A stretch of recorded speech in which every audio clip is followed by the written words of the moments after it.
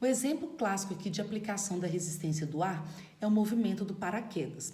Nós consideramos dois movimentos, a pessoa que pula com o paraquedas fechado e o momento que ele abre o paraquedas.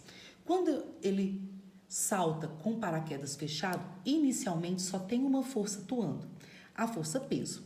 E a gente sabe que quando eu solto alguma coisa, a velocidade aumenta, né?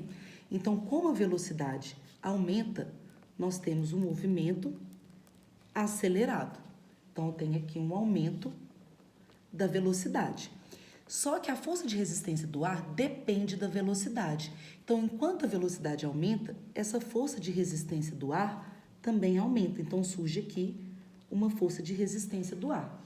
Só que essa força de resistência do ar vai aumentando, até chegar a um certo limite, que é quando a força de resistência do ar se iguala ao peso. Neste momento, a gente fala que está em equilíbrio.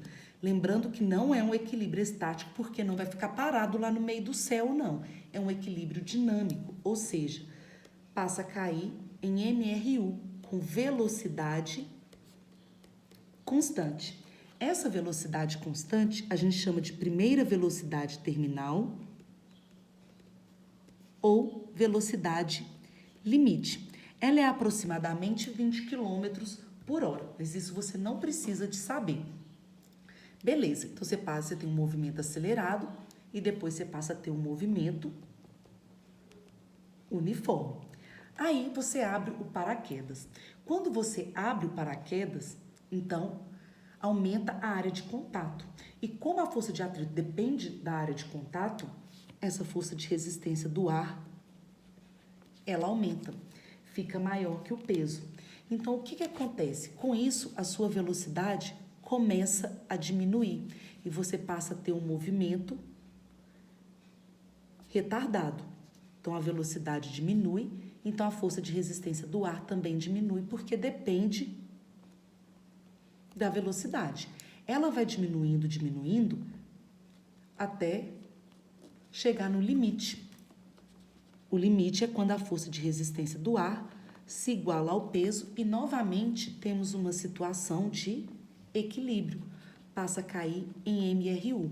E aqui a gente encontra a segunda velocidade terminal ou limite. Até me corrigir aqui, eu tinha falado que a velocidade aqui era 20, não, aqui é aproximadamente 200 km por hora e aqui cai para 20 km por hora. E é graças à resistência do ar que as gotas de chuva chegam aqui e elas não saem destruindo tudo, né? Porque imagina com qual velocidade que elas iriam chegar.